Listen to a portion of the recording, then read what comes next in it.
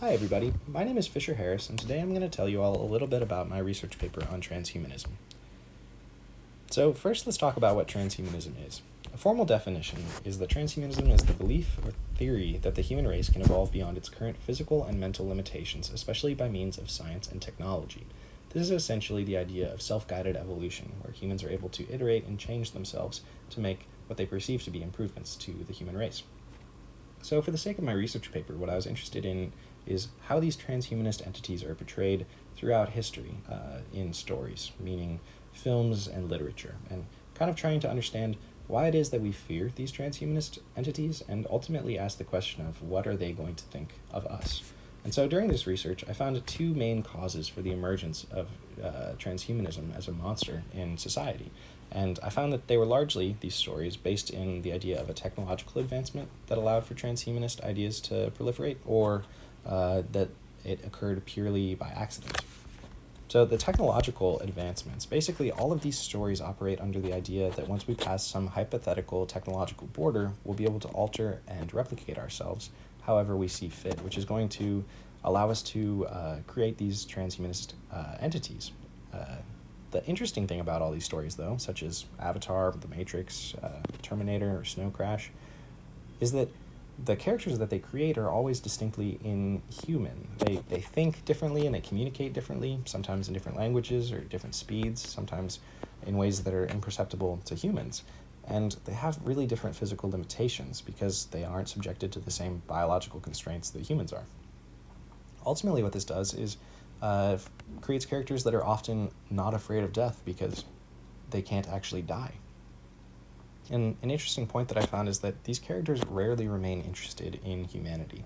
There generally is a point when they pull away from humanity. And this can be seen in 2013's film Her, which I reference in my paper, which depicts the relationship between a man and the artificial intelligence that powers his smartphone.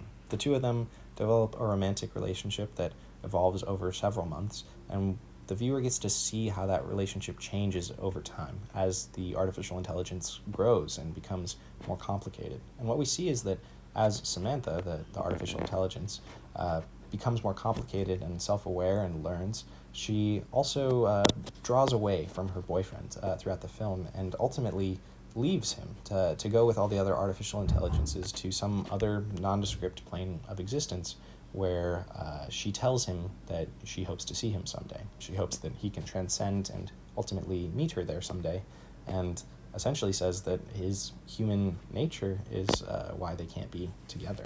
So I thought that was quite interesting and referenced it a lot. Now back to the group of unintended transhumanist stories. So in these stories, such as The Hulk or the origin story of Dr. Manhattan from Watchmen, the characters that become transhumanist aren't doing it of their own volition. From some external source, they begin a journey into becoming something that isn't human. And an interesting thing I found is that in these stories also, the characters eventually do draw away from humanity. So to me, that means that regardless of whether or not the origin of this character comes from an accident or from technological advancement, our society is afraid that these transhumanist creations won't be able to interact and maintain these relationships with humanity. And to kind of get more insight into that, I explored Dr. Manhattan within my paper, who's a character from 1986's graphic novel Watchmen. Basically, his origin story is quite tragic, as he used to be a scientist who, in a catastrophic failed experiment, was vaporized and became an entity made out of pure energy that manifested into the shape of a man, a tall, blue, strong man with incredible superpowers. And what I found interesting about this is that his entire concept of identity is vastly different than what we generally conceive identity to be from a human lens. And I'll get into that a little bit more later. So here are three of the main texts that I referenced throughout my research paper. The first one is Our Post-Human Future by Francis Fukuyama. In this story, or this book, Francis Fukuyama explores the realistic ways that transhumanism is going to manifest in our society in the near future, suggesting that advancements in biotechnology are going to allow for that, but that we need stronger legislation around biotechnology to regulate what that future is going to look like and kind of determine what those transhumanist entities are going to be. An interesting point of this book that I referenced in my paper is that biotechnology in particular, which I believe to be kind of a gateway towards transhumanism, is highly controversial and doesn't fit current party lines, which means that politicians are afraid to talk about it because being a Democrat or a Republican does not determine whether or not someone will be for or against transhumanist ideas or biotechnology advancements. And so what Fukuyama is arguing is that we need to create institutions that do make those legislations, that do ask those difficult questions. Otherwise, our future in terms of biotech and transhumanism is kind of out of our control. Another source that I referenced was Transformation of Collective Intelligences by Jean-Max Neuer. This was probably the most technical source that I used, and it explored the fundamental differences of how our minds are different from those of transhumanist minds and how they're going to be able to interact with each other in the future. It makes some really interesting claims that we're going to be able to interact with them more than we expect due to the similarities that we have to them, but that they might not want to interact with us. And really, an interesting point that stuck out to me here was that the human brain is separated into two hemispheres that operate kind of as a collective intelligence that perceives itself to be one. And so in a lot of sci-fi stories, we see these transhumanist entities that evolve as hive minds or collections of servers or what have you. And that seems distinctly alien to us, but in reality, that is how we function. And so the difference isn't necessarily in that distribution of intelligence, but rather our biological limitations on the speed that we can communicate at, or our inability to add more processing power to ourselves. And that this creates a gap in which these transhumanist entities are going to be able to evolve much faster than us and probably won't be able to maintain a terribly large amount of interest in us simply because they're going to outgrow us. The third source that I referenced was Watchmen and Philosophy by Mark D. White. And basically, here White is exploring the fundamentally different concepts of individuality between transhumanist entities and humans. And I thought that this was quite interesting, as he did kind of a deep dive on Dr. Manhattan and how in traditional human society, we determine our identities based on all of the events that we remember from our lives, all the things that we've done, all the things that we've seen. But we know that these memories are faulty on some capacity due to the limitations of the human memory.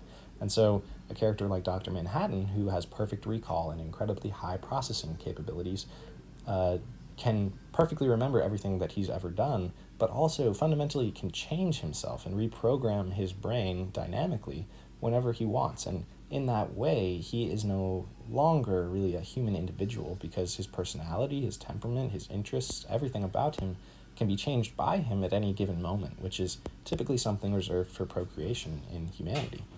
We procreate in order to persist and, remain alive through other people, and that's really where our big evolution and change occurs. But in the case of Dr. Manhattan, he's able to dynamically drive his own evolution at any rate, and that means that in many ways he's more like a strung together series of many individuals in a typical human sense, while still being one single individual in a transhuman sense.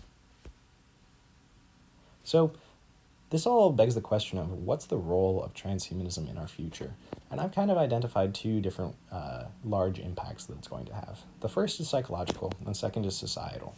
So psychologically, transhumanist entities are going to have much faster mental processing power than us. They're not going to have a fear of death and therefore won't have any need to reproduce.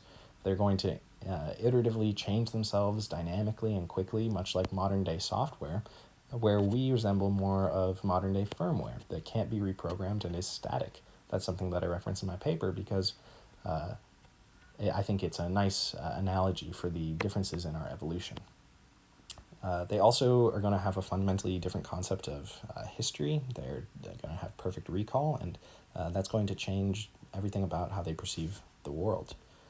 Moving on to societal impacts, I think that currently there's large societal interest in improving upon ourselves and investing in biotechnology. There's a lot of hype around it, but we're not totally sure about it. And I think that an important thing to note when thinking about how society is going to change is that humans are unable to evolve at the same pace as transhumanist counterparts, meaning that similarly to the dynamic we see in her, the relationships formed between them are eventually going to break down in some capacity, or at least that's what I think. And In that way, I think that we are fundamentally too different to maintain long-term relationships of that kind. And so, finally, getting back to the big question of my research paper is, what are these transhumanist entities going to think of us? And honestly, I think that they're going to have a similar perspective towards us that we have towards them, in the sense that everything that drives our interest in them comes from our differences and our inability to understand those differences without going through the action of transcending into a transhumanist entity. But what I think is really interesting is that those differences are so fundamental that they go the other way, meaning that these transhumanist entities are going to have a similar lack of understanding and similar curiosity about humans as their creators, as their origins, and the human perspective, that I think that in the same way that we have societal pressure towards transcendence and towards biotechnology, I think that these transhumanist entities are going to have internalized pressure towards descendance and moving towards a more human experience in order to understand the complexities of love, of the human experience, of human-to-human dynamics and relationships. And so I think that we are coming at transhumanism from a perspective of improvement, but that improving on society and on humanity is quite subjective. And so I wouldn't be surprised, and I think that I believe that in the future there will be kind of a ping pong between humanist societies and transhumanist societies, in which the human societies want to so badly explore that which is outside of humanity, but once they do it, there's going to be so much inherent drive to go back and re-understand what it's like to be human. So that was an overview of my paper, and thanks so much for listening.